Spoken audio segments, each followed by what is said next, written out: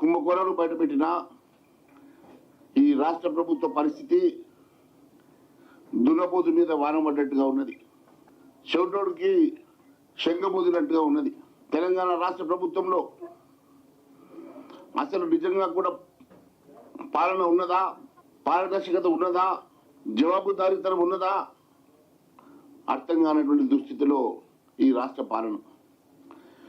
పాలన చూస్తూ ఉంటే ఎక్కడ చూస్తే అక్కడ అవినీతి, ఎక్కడ చూస్తే అక్కడ అవినీతి చీకటి ఒప్పందాలు పూర్తిగా ఈ పాలన చీకటమయమైన ఆయన సంగతిని తెలియజేస్తా ఉన్నాను. రాష్ట్ర జీవోలు, రాష్ట్ర ఒప్పందాలు, చీకటి కోణాలు, చీకటి ఒప్పందాలు, ప్రజాస్వామ్యంలో కనీసం జవాబుదారీతనం లేని, పారదర్శకత లేని ప్రభుత్వం ఏమైనా ఉన్నది అని అంటే ఈరోజు తెలంగాణ రాష్ట్రంలో కాంగ్రెస్ ప్రభుత్వం అని చెప్పి తెలియజేస్తా ఉన్నాను. పేరుకు ప్రజాపాలనను పెట్టారు, ప్రజా దర్బారు అని చెప్పి ఎంతో గొప్పగా చెప్పుకున్న ముఖ్యమంత్రి గారు ప్రజా దర్బారు కారణకుండా పోయింది. ప్రజాపాలన పేరు మీద ఈరోజు రాక్షస పాలన నడుస్తూ ఉన్నది.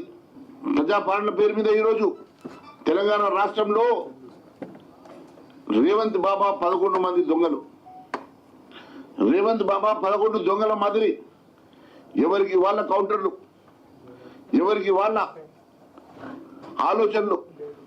Be tax counter B tax కే, U tax counter U tax కే, R tax counter R tax కే, double R tax, triple R tax. ఈ రాష్ట్రం అంతా అవినీతి మయమై, అవినీతి పాలనై పూర్తిగా భ్రష్టు పట్టిన సంగతి నేను తెలియజేస్తా ఉన్నాను. ఇప్పటి వరకు ఎన్ని రకాల కుంభకోణాలు బయటపెట్టినా, ఎన్ని రకాల అవినీతి ఆరోపణలు చేసినా కనీసం జవాబుదారీతనం లేనటువంటి ఈ ప్రభుత్వం గమ్మున ఉంటే ఎవరు మాట్లాడడం లేదు, ఎవరు పట్టించుకోరని అనుకుంటున్నారు. ఎట్టి పరిస్థితిలో వదిలే సమస్య లేదు. భారతీయ జనతా పార్టీ చాలా స్పష్టంగా మీ మీద అవినీతి పోరాటానికి తెరలేపినాం. ఖచ్చితంగా మీ అవినీతి బట్టబయలు చేస్తాం, ఖచ్చితంగా ప్రజాక్షేత్రంలో మిమ్మల్ని నిలబెడతామని చెప్పి తెలియజేస్తా ఉన్నాను. ఎన్ని రకాల అవినీతి, మొన్నటికి మొన్న నేను 2 రోజుల క్రితం చెప్పినటువంటి టెండర్ అంశంలో కూడా కేంద్ర ప్రభుత్వం ఇచ్చినటువంటి అమృత్ నిధుల ద్వారా వచ్చినటువంటి నిధులు మీ ఇష్టానుసారంగా గ్లోబల్ టెండర్లు పెట్టకుండా, పారదర్శకత లేకుండా ఇవే టెండర్లు గ్లోబల్ టెండర్ పెడితే ఈ రోజు నేను ఛాలెంజ్ చేస్తా ఉన్నాను, 30% తక్కువకి ఈ పన్ను చేపించడం నేను సిద్ధంగా ఉన్నాను. ఇష్టానుసారంగా భారీగా అంచనాలు పెంచి, విపరీతంగా రేట్లు భారీగా అంచనాలు పెంచి దాదాపు 1200 కోట్ల రూపాయలు ఈ అవినీతి సొమ్ముతోనే కదా నువ్వు మొన్న ఎంపీ ఎలక్షన్లు కొట్టాడింది. ఈ అవినీతి సొమ్ముతోనే కదా నువ్వు నీ అభ్యర్థులకు విపరీతంగా డబ్బులు వంచింది. 1110,55,00,000 మీ శోధ, మీ బావమరిది సృజన్ కంపెనీకి జేబీలో ఏం మారుతో జేబీలో ఇచ్చిన మాట వాస్తవం కాదని అడుగుతున్నా. 1110,55,00,000 శ్రోత కంపెనీ నీ బావమరిది. ఇదే బావమరిది కదా మొన్న కవితతోటి లిక్కర్ కేసులో ఉన్నది, ముఖ్యమంత్రి గారి బావమరిది. మరి బినామీ అంటున్నారో నాకు తెలియదు. మరి ఈ వ్యక్తి అటు కేటీఆర్ తోటి, కవితమ్మతోటి ఉంటాడు, మరి ఇక్కడ నీతోటి ఇంత పెద్ద కాంట్రాక్ట్ తీసుకుంటాడు నీ బావమరిది. మీ మధ్యలో ఉన్నటువంటి సంబంధాలు ఏందో మన ప్రజానీకానికి చెప్పాల్సిన బాధ్యత ఉన్నది. అదే మాదిరి 1135,33,00,000 కేఎన్ఆర్ కన్స్ట్రక్షన్ కి మీ తమ్ముడు తిరుపతి రెడ్డికి కల్పించిన మాట వాస్తవం కాదా? కేఎన్ఆర్ కన్స్ట్రక్షన్ మీద ఇచ్చిన 1135,33,00,000. అదే మాదిరిగా మీ ప్రియమిత్రుడు Megha Krishna Reddy, Megha engineering and infrastructure private limited 1270,60,00,000. మరి ఈ 1270,60,00,000 ఇచ్చినటువంటి మెగా కృష్ణారెడ్డి మీద గతంలో నువ్వు మిరియాలు కారం నూరితివి కదా, అవినీతి సొమ్ము కక్కిస్తా అంటివి కదా, ఆయన జైలుకు పంపిస్తా అంటివి కదా. సిబిఐ ఎంక్వైరీ ఇస్తే కాళేశ్వరంలో నేను నిరూపణ చేయకుంటే నేను రాజకీయాలు తప్పుకుంటానని నువ్వు ప్రగర్భాలు పలికినావు కదా. ఈరోజు అదే మిత్రుడు ఈరోజు నీకు సన్నిహితుడు అయిపోయాయి. ఆ మెగా కృష్ణారెడ్డికి ఈరోజు నువ్వు 1270 కోట్ల రూపాయల 60,00,000 మర్కరీ, అది కూడా 40%, 40% అధిక రేట్లతోటి, భారీగా అంచనాలతోటి మీరు ఇచ్చిన మాట వాస్తవం కాదని అడుగుతున్నా. ఎస్ ఛాలెంజ్ చేస్తా ఉన్నాను. ఈ టెండర్లను మీరు క్యాన్సిల్ చేసి మళ్ళీ మీరు గ్లోబల్ టెండర్ పంపించండి. 40% 30% నుంచి 40% లెస్ కి ఈ టెండర్ పోవడానికి సిద్ధంగా ఉన్నాయి. ఇదే కేఎన్ఆర్ 30% బ్యాక్ టు బ్యాక్ ఇస్తున్నాడు కదా. మరి సబ్లెట్ 30%, సబ్లెట్ 30% తక్కువకు తీసుకుంటున్నారంటే ఎంత శాతం దీంట్లో లోడింగ్ ఉన్నదో స్పష్టమవుతున్నది కదా. మరి దాదాపు back to back sublet sub contract 30% తక్కువకు తీసుకుంటున్నారంటే వారికి ఇంకెంత పర్సెంటేజ్ దాంట్లో ప్రాఫిట్ ఉంటుంది అంటే దాదాపు మీరు 50% లోడింగ్ చేసుకున్నట్లే కదా. ఇంత పచ్చిగా ఇంత ప్రజాస్వామ్యం దోచుకోవడము ఇంతకన్నా దుర్మార్గం ఇంకేమైనా ఉన్నదని అడుగుతున్నా. ఈ రాష్ట్రంలో పట్టపగలే దొంగలు పడ్డారు, ఈ రాష్ట్రంలో దొంగలు పడ్డారు, ఈ రాష్ట్రంలో దోపిడీ చేస్తా ఉన్నారు.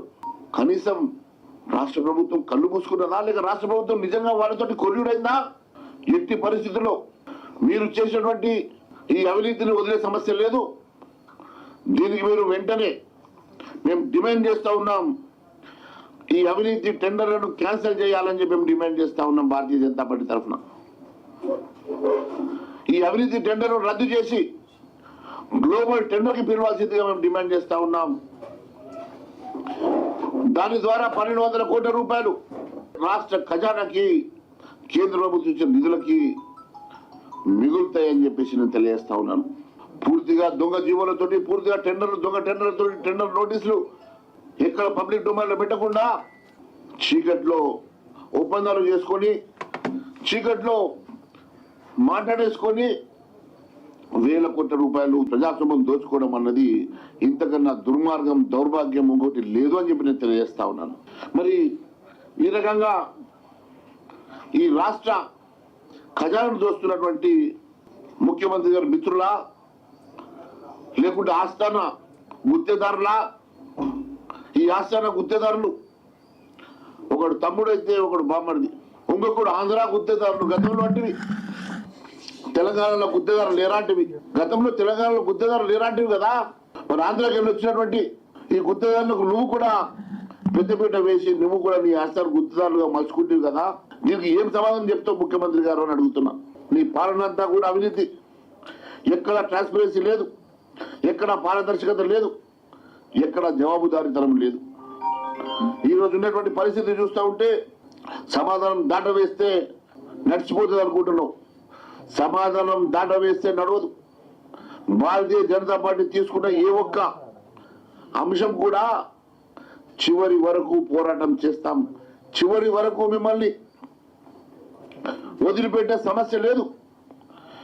వారం రోజుల లోపల ఈ టెండర్లు మీరు క్యాన్సిల్ చేయని పక్షంలో దీని మీద ఉధృతంగా ఉద్యమం చేస్తాం, ఆందోళన చేస్తాం.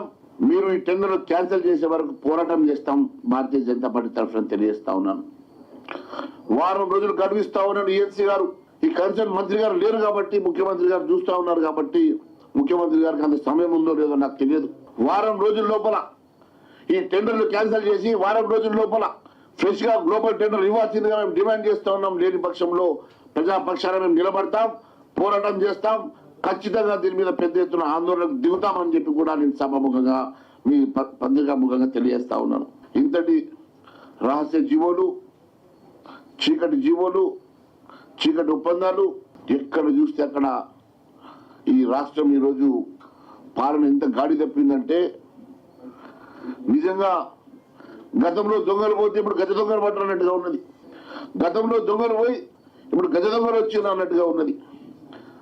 పట్ట పగలు దోపిడి, వందల కోట్లు, వేల కోట్ల రూపాయలు. ఇంకొకటి కొత్తగా ఈరోజు ఇంకొక కొత్త అంశం కూడా చెప్తున్నా. గౌరవ ముఖ్యమంత్రి గారి సొంత నియోజకవర్గం, స్పష్టంగా వినండి మిత్రులారా. ముఖ్యమంత్రి గారి సొంత నియోజకవర్గం కొడంగల్ కోసం అలకేట్ చేసినటువంటి 4,000 కోట్ల రూపాయలు మెగా కృష్ణారెడ్డి గారికి గిఫ్ట్ ఇచ్చిండు. దానికి కావాల్సిన డిపిఆర్ మెగా కృష్ణారెడ్డి తయారు చేస్తున్నాడు.